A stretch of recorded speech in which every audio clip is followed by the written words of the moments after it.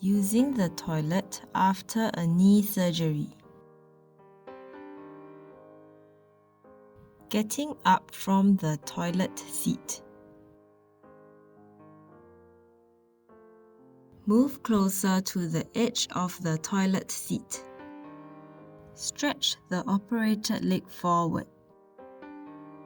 Place one hand on the walking frame. Place the other hand on the toilet seat.